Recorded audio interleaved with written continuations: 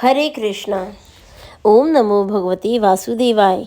नमस्कार दोस्तों, स्वागत है आपका योर ओन डिज़ायर्स चैनल में। आज हम बात कर रहे हैं सफला एकादशी के बारे में। इस वर्ष सफला एकादशी 26 दिसंबर 2024 को पड़ने वाली है। हर माह में 2 बार एकादशी व्रत किया जाता है। अगर आप भगवान विष्णु की कृपा प्राप्त करना चाहते हैं तो वर्ष 2024 की अंतिम सफला एकादशी के दिन भगवान विष्णु और देवी लक्ष्मी का पूजा अर्चना करें। इससे कारोबार में वृद्धि होती है। पूजा के दौरान व्रत कथा का पाठ जरूर करना चाहिए, इससे व्रत का पूर्ण फल प्राप्त होता है। तो आइए जानते हैं सफला एकादशी के बारे में। एक समय की बात है, धर्मराज युधिष्ठिर कहने लगे, हे जनार्दन, मैंने मार्गशीर्ष शुक्ल एकादशी अर्थात मोक्षदा एकादशी का सविस्तार वर्णन सुना। अब आप कृपा करके मुझे पौष माह के कृष्ण पक्ष की एकादशी के विषय में भी बतलाइए। इस एकादशी का क्या नाम है तथा इसके व्रत का क्या विधान है, इसकी विधि क्या है, इसका व्रत करने से किस फल की प्राप्ति होती है।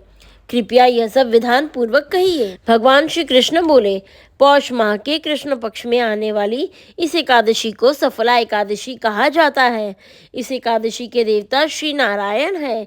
विधि पूर्वक इस व्रत को करना चाहिए। जिस प्रकार नागों में शेषनाग, पक्षियों में गरुड़, सब ग्रहों में चंद्रमा, यज्ञों में अश्वमेघ और देवताओं में भगवान विष्णु श्रेष्ठ है, उसी तरह सब व्रतों में एकादशी का व्रत सर्वश्रेष्ठ है। जो मनुष्य सदैव एकादशी का व्रत करते हैं वे मुझे परम प्रिय है। इसका महात्म्य मैं तुमसे कहता हूँ, ध्यान पूर्वक सुनो। भक्त वत्सल भगवान श्री कृष्ण कहने लगे कि धर्मराज, मैं तुम्हारे स्नेह के कारण तुमसे कहता हूँ कि एकादशी व्रत के अतिरिक्त मैं अधिक से अधिक दक्षिणा पाने वाले यज्ञ से भी प्रसन्न नहीं होता हूँ। अतः इसे अत्यंत भक्ति और श्रद्धा से युक्त होकर करें। हे राजन, द्वादशी युक्त पौष कृष्ण एकादशी का महात्म्य तुम एकाग्रचित होकर सुनो। चंपावती नगरी में एक महिष्मान नाम का राजा राज्य करता था। उसके 4 पुत्र थे। उन सब में लुम्पक नाम वाला बड़ा राजपुत्र महापापी था। वह पापी सदा परस्त्री और वैश्यागमन तथा दूसरे बुरे कामों में अपने पिता का धन नष्ट किया करता था। सदैव ही देवता, ब्राह्मण, वैष्णवों की निंदा किया करता था।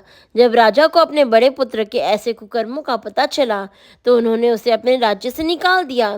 तब वह विचार करने लगा कि कहाँ जाऊं, क्या करूं। अंत में उसने चोरी करने का निश्चय किया।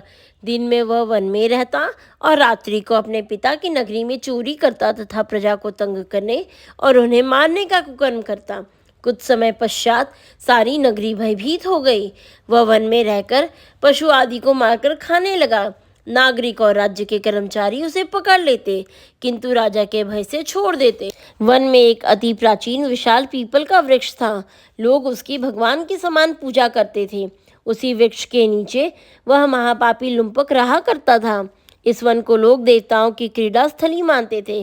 कुछ समय पश्चात पौष कृष्ण पक्ष की दशमी के दिन वह वस्त्रहीन होने के कारण शीत के चलते सारी रात्रि सो नहीं सका। उसके हाथ पैर अकड़ गए। सूर्योदय होते होते वह मूर्छित हो गया। दूसरे दिन एकादशी को मध्याह्न के समय सूर्य की गर्मी पाकर उसकी मूर्छा दूर हुई। पड़ता वह भोजन की तलाश में निकला। पशुओं को मारने में वह समर्थ नहीं था, अतः पेड़ों के नीचे गिरे हुए फल उठाकर वापस उसी पीपल वृक्ष के नीचे आ गया। उस समय तक भगवान सूर्य अस्त हो चुके थे। वृक्ष के नीचे फल रखकर कहने लगा, हे भगवान, अब आपके ही अर्पण है ये फल, आप ही तृप्त हो जाइए। उस रात्रि को दुख के कारण रात्रि को भी नींद नहीं आई। उसके इस उपवास और जागरण के से भगवान अत्यंत प्रसन्न हो गए और उसके सारे पाप नष्ट हो गए। दूसरे दिन प्रातः एक अति सुंदर घोड़ा अनेक सुंदर वस्तुओं से सजा हुआ उसके सामने आकर खड़ा हो गया। उसी समय आकाशवाणी हुई कि हे राजपुत्र, श्री नारायण की कृपा से तेरे पाप नष्ट हो गए हैं। अब तू अपने पिता के पास जाकर राज्य प्राप्त कर। ऐसी वाणी सुनकर वह अत्यंत प्रसन्न हुआ और दिव्य वस्त्र धारण करके भगवान आपकी जय हो कहकर अपने पिता के पास चला गया। उसके पिता ने प्रसन्न होकर उसे समस्त राज्य का भार सौंप दिया और स्वयं वन के रास्ते चले दिए। अब लुम्पक शास्त्रानुसार राज्य करने लगा। उसकी स्त्री पुत्र आदि सारा कुटुंब भगवान नारायण का परम भक्त हो गया। वृद्ध होने पर वह भी अपने पुत्र को राज्य का भार सौंपकर वन में तपस्या करने चला गया और अंत समय में बैकुंठ को प्राप्त हुआ। अतः जो मनुष्य इस परम पवित्र सफला एकादशी का व्रत करता है उसे अंत में मुक्ति मिलती है। जो नहीं करते वे पूंछ और सींगों से रहित पशुओं के समान है। इस सफला एकादशी का महात्म्य पढ़ने से अथवा श्रवण करने से मनुष्यों को अश्वमेध यज्ञ का फल मिलता है।